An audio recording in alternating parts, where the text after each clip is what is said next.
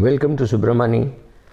I'm going to address a question which has been asked me many times, and I have always said I don't need to talk about something which is illegal, or rather on which there is no regulator and there is no regulator view. In a country where there is SEBI, there is RBI, you still have bank defaults, you have mutual funds misbehaving. Why would you go and put money into bitcoins? But here is my view on bitcoins, which starts from this letter which says, thank you for this site and this vlog which you are doing and putting so much of your personal time into helping others.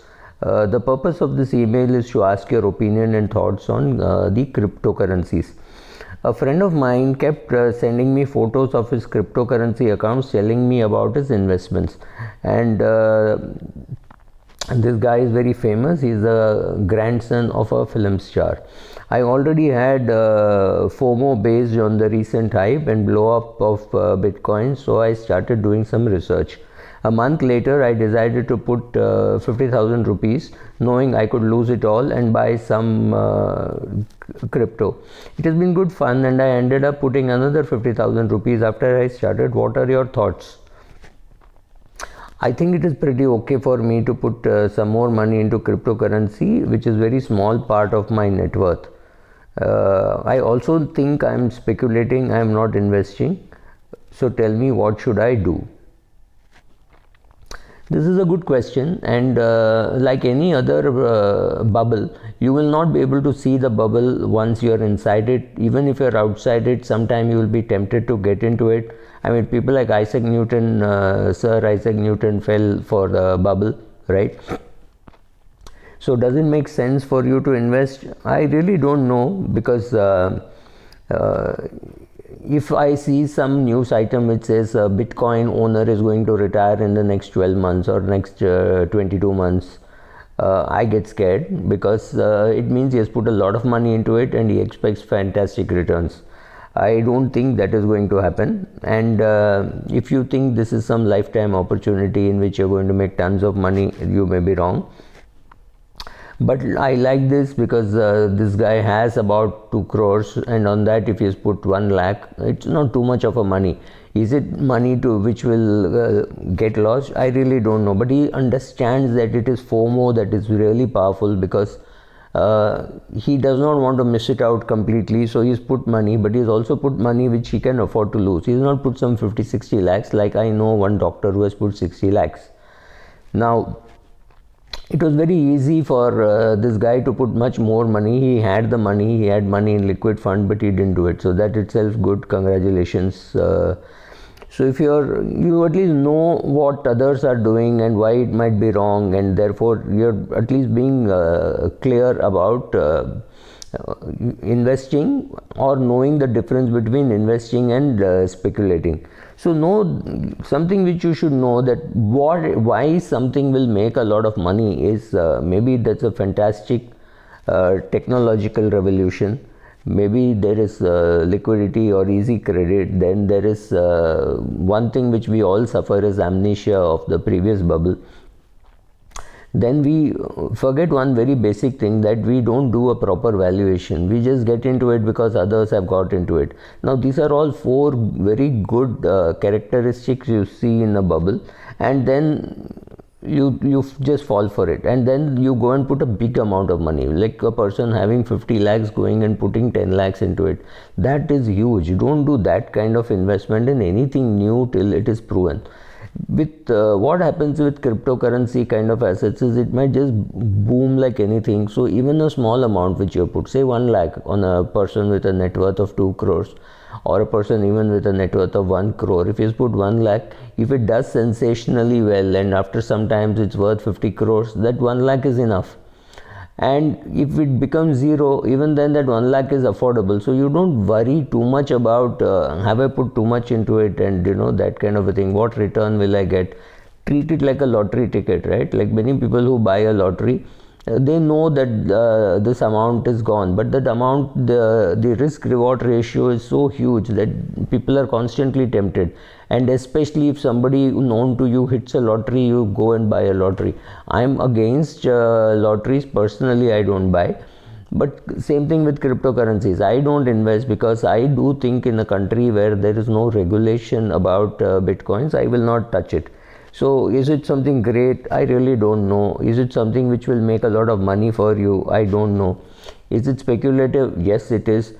Can you lose all the money that you have put? Answer is yes, of course you can lose. But you will also then come and say, oh, I missed the Bitcoin, what should I do?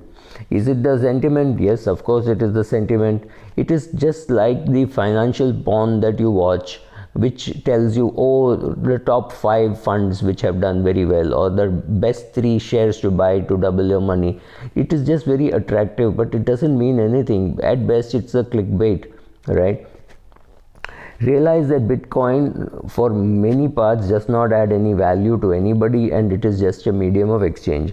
And as a medium of exchange, people can't take Bitcoin very seriously. If there is something which goes up so much in value, then the person who is parting with it will also feel, oh my god, I should not have parted. So there will be no transaction. Is it hurting the financial world? Yes, banks, government, etc. are being hurt. And if some 2-3 governments decide to ban it, you are in trouble. In the US, it is treated as a capital gain. I do not know how it is treated in India. Let me look at it this way. When you're confronted with an urge to jump into a new mania, you ask yourself one question: why did you even come to this place? What made it so attractive for you? If you are putting money which is your hard-earned savings and your hard-earned investment, you ask, can you afford to lose it? Your investment or your money which is helping you towards your financial freedom, do you want to risk that? Right? Your savings is something which you want with a reasonable risk, with a reasonable degree of assurance that in case something goes wrong, you should be able to dip into it. If it is investment money, obviously it is towards some goal. Are you going to be deprived of that goal if you remove money from somewhere there, right? So this is money at best, what we call the FO money for your boss and saying from tomorrow I'm not coming. So if you're building up towards that, then is it that money, right? So is it money which you're willing to lose? Is it money which you are going to tell your wife and family that here is 50,000, here is 1 lakh which I'm willing to lose, and therefore I'm putting this? It is unproven. So it's like playing cards. It's like you go to Vegas and you go to Goa and you go and play something in the casino. You know what you're doing. You know you're losing. Like I have a friend who says, I never go with an X amount, and I never go with an amount more than that. And when he goes to a casino and he wins, he buys vulgarly expensive things saying, I don't want to get addicted to that money. So he's got a 6 lakh rupee watch. He's got 18,000 rupee shoes. And these are things bought in the casino. The casino anyway doesn't let you go out with the money, right? So he buys those kind of fancy stuff, and sometimes he keeps it, sometimes he gives it away. That is the way to deal with it. So a small amount of money which you can afford to lose, understanding that it is speculation and not investments, understanding that it is not regulated at all in India. So suddenly you might hear that it is illegal, that it will be taxed at speculative rates, right? So suppose there is 30% tax on every transaction that you do in Bitcoin. It is not treated as capital gains, right? It's not an asset. What happens to you? Think of all those implications before you put a big amount of money. Like I said, 1%, 2% of your portfolio doesn't really matter, but I don't think you should do even that, because it is going to divert your attention. It's your call. I don't put any money into it does not mean you should not put any money into it. I'm not being judgmental. I'm just saying I don't put money into it because it is an unregulated asset in this country, and in this country, even with regulated assets, there are chances that your money is stuck for a long period of time and you're unable to touch it in something called a ultra short liquid fund. So better be careful, and to me it looks very, very avoidable. But many doctors have also asked me, should I put money into it? as far as I am concerned, do not touch assets which do not have a regulator, right? Even real estate has a regulator now, so there is some recourse available to you if a builder cheats you, right? What happens to you in cryptocurrency? Right now there is no regulator, there is no nothing, no rules of the game. I would think if you are a regular investor trying to build money for your day-to-day living, taking money out of your savings or out of your investments is too damn risky. A very small amount, like I said, 1% of your net worth, maybe, to me, even that is avoidable. Thank you.